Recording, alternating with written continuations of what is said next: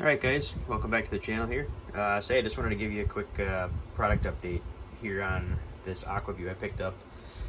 It's their newer I should say. It came out I believe last season here, so I've had it for, this will be my second season officially actually.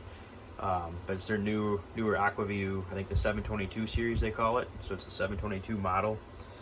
I just wanted to give you a quick product overview and kind of how I like it so far, what my intentions with it are for use, and how it's held up for me so far. So I like to, use this stuff for a little bit before kind of giving feedback or a review on this. So as you can see, I'm in my wheelhouse today, and I wanted to give you, this is kind of my main intention for it, or use for it I should say.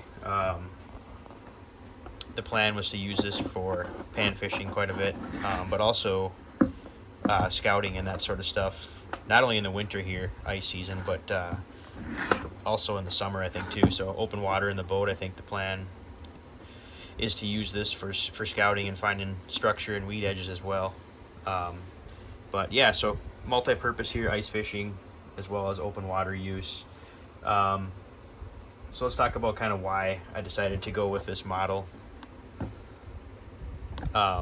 First off, it's small. It's very similar to their Micro series, if you've seen that before. I know they make an HD and an SD. So similar to the Micro series, you can see my hand, it's very small. However, it's got the nice 7-inch screen. So there's a lot of 5-inch screen ones, and I wanted a little bit bigger screen, so I went with the 722. So small, lightweight, compact, just like their Micro series. And that's kind of what initially drew me to it. And then furthermore, it's got the built-in, I believe they claim a 10-hour lithium rechargeable battery in here, which is in the back, so it's not a separate external battery. That could be good or bad. I kind of like the compact feature of it, so it's easy to stow away or store. That was what sold me on this one. Like I mentioned, this is the SD, so standard definition I think they call it. So it's not an HD, which normally has the HDMI output for the TV, if you want to go through TVs. So it's just got the normal USB micro here, that you can see I got it plugged into the TV here through just a normal the RCA video output cable in the back of the TV here. So yeah, standard definition. You can see the picture's pretty good. I'm not going to get too much into the features here, but real quickly, it's a very simple interface here. You can see you got this is their IR or infrared. So this is nice in low light conditions if you have it down in the water towards the evening hours or sunrise type stuff. So that's the IR feature there. I use this mostly in the day, so I haven't really used that a whole lot yet. And then this other button here is just your brightness here. And then these modes here for the next button is you can get through your language, your brightness, contrast, etc. And then these are just your arrow indicators as you go through settings. So very, very simple interface, very easy to use. You can see on the back here, this is what I like about it too, is everything's compact about this setup here. So it's got the 60-foot it's kind of like their micro cable or camera wire, so it's not the bulkier stuff that you see on some of them. I think so far it's been durable, it's held up good. Again, I like it's kind of almost like tip-up line where it's not super thick, super bulky. So a real compact system if that's what you're looking for. And then it's kind of got this sun visor here as well. So that's kind of nice when you're out hole hopping in the middle of the day in the brighter days. It gives you a little bit of a shade break to kind of see your screen a little bit better. So let's talk about what it came with. So obviously you got the unit here on the back, like I showed you, was the camera cable itself with the spool on the back that's built in. That spool is magnetic actually as well, so I'll just show that again real quick.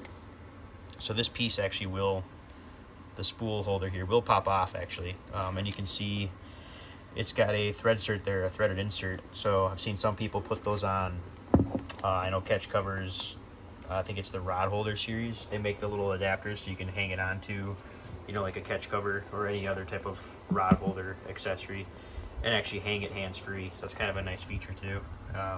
And I think that other thread insert that I showed you there also, it's got this little lanyard or rope basically. You can put it around your wrist if you're hole hopping or that sort of thing and you don't want to drop it in the water. I think, yeah, this screws in there as well. It's got the threaded insert. So good options for that. Let's see what else it comes with here. So this is the little drop weight here. It's kind of like your depth bomb or depth weight that you use for fishing line to mark your depth. That goes right on the bottom here of the little shark fin here on the camera, and that just keeps it balanced more when it's in the water. And again, so that's detachable. Everything stows away here nice and compact. That was kind of, seems like their idea with this. It's got your cigarette charger for 12 volts, and then it has your little 110 adapter too. So this cable serves a purpose for the video to the TV, but then also on the back here you can see it's got USB. It's for charging, so built-in charger there. And then it comes with a little shark fin here, and you can see I leave mine pre-wired like this, or kind of pre-assembled I should say. Just one less thing to do every time when I take it out. So I kind of have it configured on the vertical position, which is what I use most of the time. But you can stagger it towards the forward facing or the rearward facing if you wanted to kind of give your camera a more downward face or upright, depending on what your style is for fishing. So this shark fin normally comes unassembled, which fits in this slot as well. I leave it on here just because, I guess, to orient it every time I take it apart or put it together. You got to orient the camera a certain way, and then you can see you actually have to spread these apart here. This shark fin's got like a two-piece relief cut here, so it kind of spreads it out, and then you just basically slide it through the back. That can be a little troublesome. I got the hang of it, but needless to say, it's kind of a hassle to do it every time. So I just leave it in this configuration every time I use it. So keeps it a lot easier to deploy when I do need it. But yeah, so biggest takeaway, standard definition, still good picture, I would say. Pretty clear. It's you know, HD is obviously much clearer, I would say. But this suits my needs here. Kind of the price point's good. It's all compact and stowable. So that's kind of really what I like about it.